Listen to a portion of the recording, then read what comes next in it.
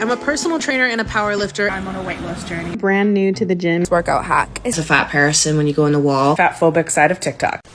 Today, we're diving headfirst into the toxic underworld of the body positive fitness movement.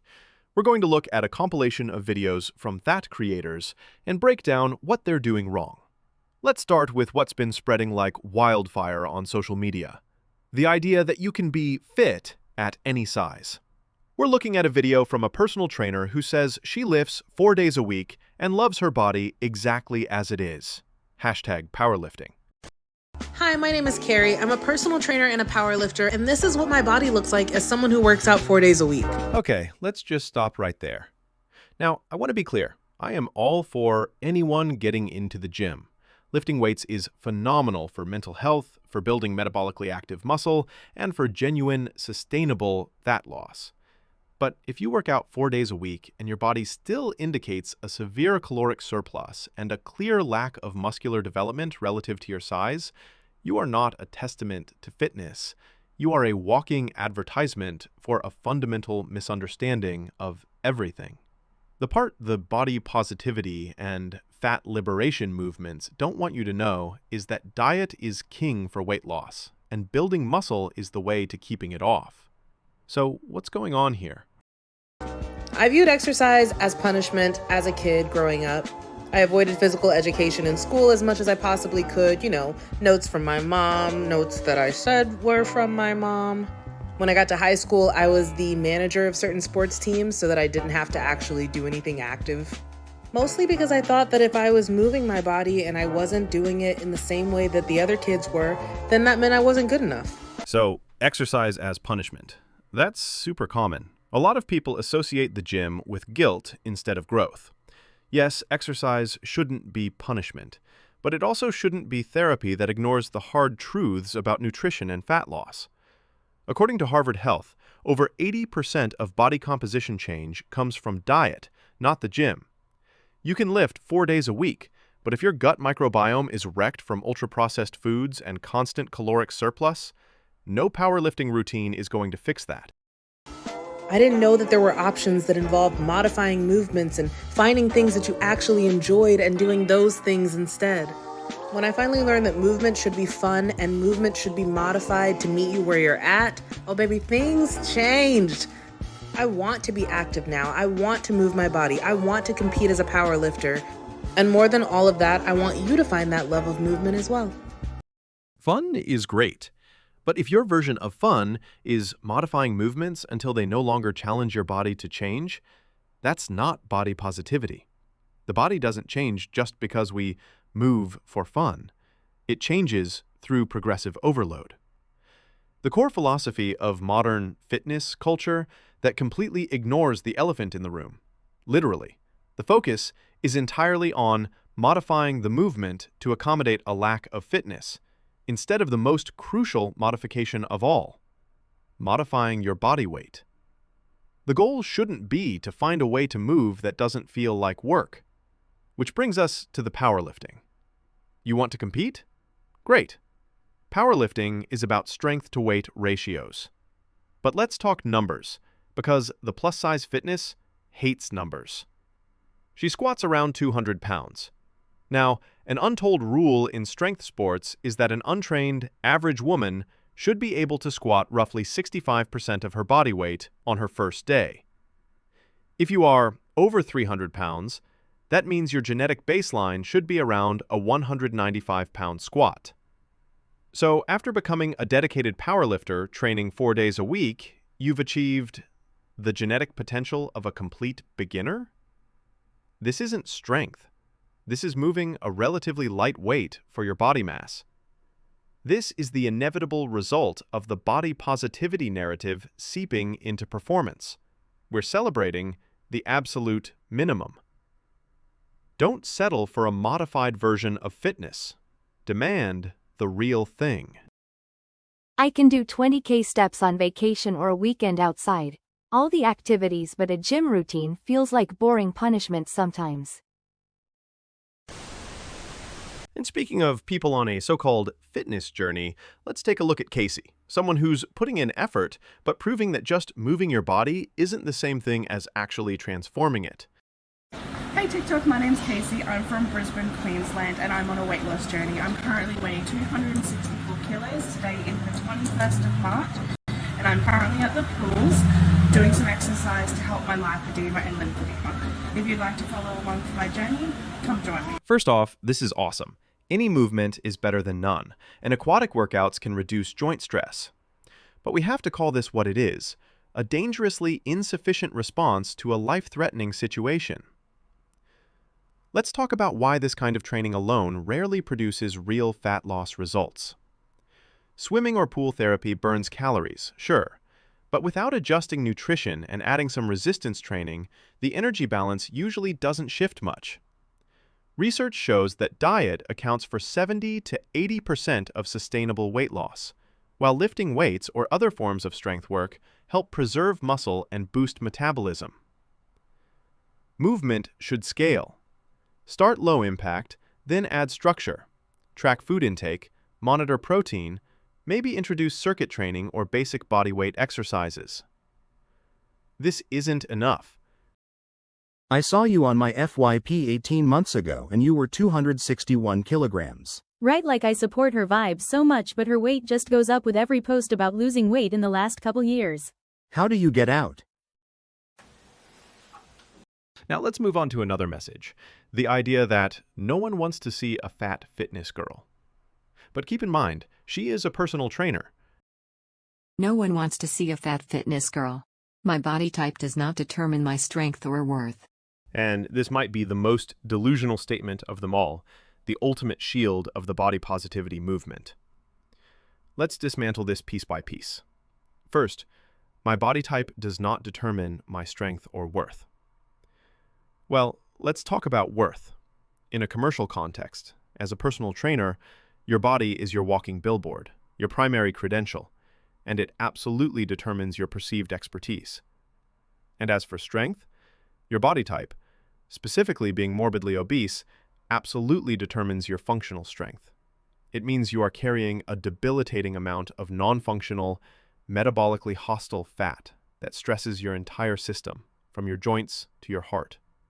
Extra visceral fat disrupts hormones and can even reduce force output under heavy loads. You can be strong at any size, but the question is whether that strength is serving your long-term health or masking deeper issues like inflammation and poor recovery. And who's? Nobody, because I'm over here trying to find girls that look like me. And we're back with another masterclass in fitness inefficiency. Are you brand new to the gym and it absolutely terrifies you? 'Cause same. Come with me today and I will show you what I did. I started out by doing 5 minutes of cardio on the treadmill. Then I went into these, I believe they're called hammer curls. Guys, remember, I'm a beginner. The first day is intimidating, but we've got to ask, what's the goal? If the goal is fat loss and building overall fitness, then a plan built entirely around small muscle isolation, hammer curls, bicep curls, might not be the smartest way to start. Why would you train just biceps? Whole session just biceps? So, the problem isn't effort. The problem is exercise selection. Compound lifts, squats, deadlifts, lunges, push-ups, engage more muscle, build strength faster. Starting with biceps is like washing your car before fixing the engine. It feels productive, but it's not moving the needle. I did 3 sets of 10 on everything though. Next, I did some dumbbell overhand rows and I pretty much used 15 pounds throughout this entire workout. Other than the very end, I used 10s. Here I'm doing dumbbell bent over rows. This workout really got me sweaty. I have been trying to lift heavier though because I always lift lighter than I know I'm capable of. Here I'm just doing some dumbbell bicep curls with the 15 pounds that felt really heavy, and then I finished it off with these like punches. And I always finish my workouts by doing some cardio on the treadmill. Did you notice a pattern? This is an entire workout dedicated to the gun show. We have hammer curls, we have rows, which she's using for her biceps, more bicep curls, and then punches. For a morbidly obese individual whose primary health threats are cardiovascular disease and metabolic dysfunction, this is strange. Your body is in a state of metabolic emergency, and you're worried about the peak of your bicep? And when you say, "I have been trying to lift heavier," the goal isn't just to lift heavier for your biceps. The goal is to recruit more muscle mass to create a greater metabolic demand. When you are morbidly obese, you should be focusing on the largest muscle groups: your legs, your back, even your chest. For my busty girls, you're going to want to see this workout hack. It's a resistance band, y'all, but for your boobs. Boo Buddy gifted me this to try, and I never thought something like this would work, to be very honest, but I think it did. So the concept is basically a resistance band for your bust, but you know how those things are so, I don't know, tight and compressed? You can't even do a proper lunge in those things, but just imagine that kind of extra support when you're wearing your sports bra and doing your workout. It's just that extra hold. Listen, I know this looks super weird, but I genuinely feel like I see a difference, like in my bounce. Do you see this? Like, do you see the difference? Hello. Can I please ask, is toning your back even possibly if you're busty? 'Cause I feel like I'm destined to always have bra fat.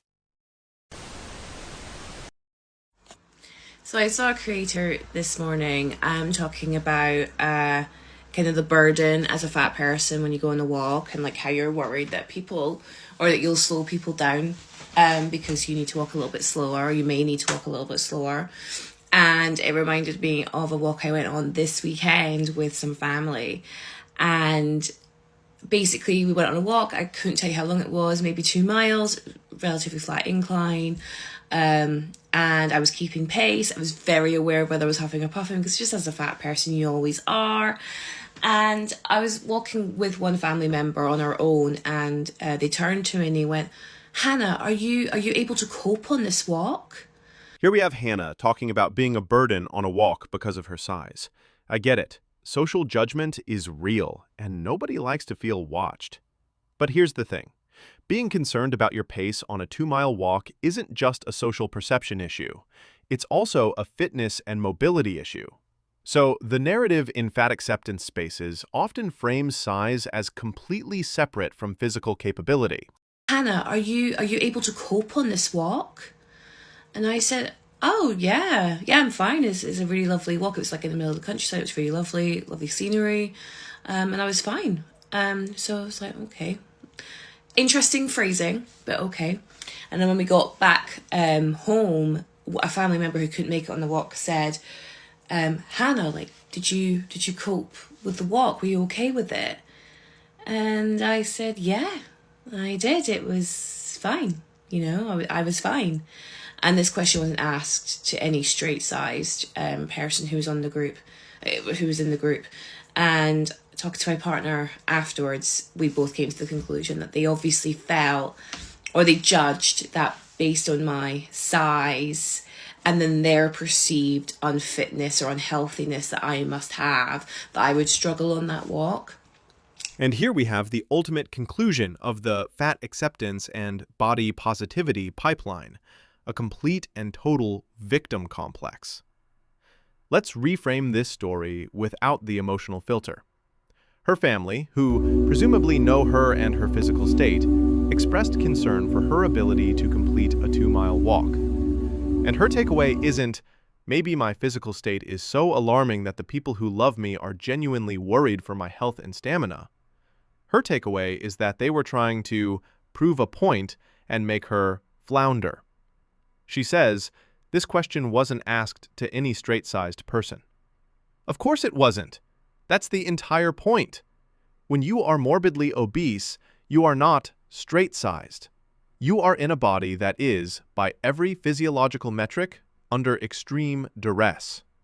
The fact that a simple, flat 2-mile walk is even a topic of conversation, an event where coping is the metric for success, should be alarm about your physical condition.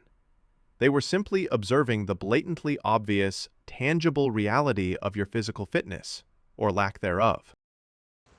And obviously I didn't, and I think they were taken aback by that. And, you might hear that and go, "Oh, well, they obviously care if they're asking." No, because Because if they did care, they would have asked outright, they at the very beginning going like, Hannah, like we're going on a 2-mile walk. It's over this kind of terrain. Do you have any mobility issues? And I could have gone, thank you so much for letting me know. No, I don't. Or they could have, or if I did, would have accommodated. But what they did instead is they threw me in the situation to see whether I would flounder or cope, and then asked me. So that's not caring. That's trying to prove a point. This is an ongoing issue I have with that side of the family anyway. So, it was just a bit blatant, and to be kind of told that I'm a burden, even though I absolutely wasn't, but they assumed I would be, really taints the walk. It was a really lovely walk, and I'll always remember it for that instead. So that kind of sucks. So yeah, even if you're not a burden, someone will find a reason for why you are. This story is meant to show bias, but it actually highlights something deeper: how disconnected the fat acceptance movement has become from the science of health and performance. The goal shouldn't be to prove people wrong about your size. It's to make your health undeniable. Body positivity should mean taking care of the body you've got, so it lasts longer. Maybe it's more like they think you should walk more and also care in general how you felt doing it. I don't know. Maybe they forgot to ask at the beginning? I wasn't there to hear the tone of their voice, but let's try be positive. Sorry you experienced this. And for last, we have an answer to this comment. How do you expect clients to trust you to help them lose weight if you are overweight? So I see we've made it to the fatphobic side of TikTok. So let's unpack this. So it's very clear that you have no issues with shaming someone for their body, because you just showed up on a stranger's TikTok page who happens to be the former Miss Plus Canada plus size model, motivational speaker, gym owner. I had 2 studios pre-COVID and now I'm 100% virtual. You left this comment on my video that is full of comments of women saying, I would love to work with someone like you because you would understand how to move a plus size body, how I feel, the shame that is associated in most gym spaces because of toxicity like the comment you just left. I became a personal trainer and opened a gym because of people like you and your ignorance, because so many plus size women are shamed about their bodies going into the gym that it's not encouraging to do anything at all. Also, not everything is about losing weight. A lot of this is the journey to self-love for most people, and I practice that. This is just bragging, and there is nothing fatphobic about this genuine question. I myself wouldn't trust an overweight trainer. Girl, I get it too as a plus-size trainer. Keep being amazing. We get the clients that are meant for us. Preach, Sarah. You are always on message. I am so happy you are telling people that health does not equal size. So, while it's inspiring to see someone start somewhere, we need to hear this part too. Starting is not the same as succeeding. The mission isn't just to move, it's to transform. And that means fixing the diet, rebuilding the gut microbiome, gaining lean muscle, and gradually shifting from low-impact to strength-based workouts. That's how you reclaim your health, not just document the journey.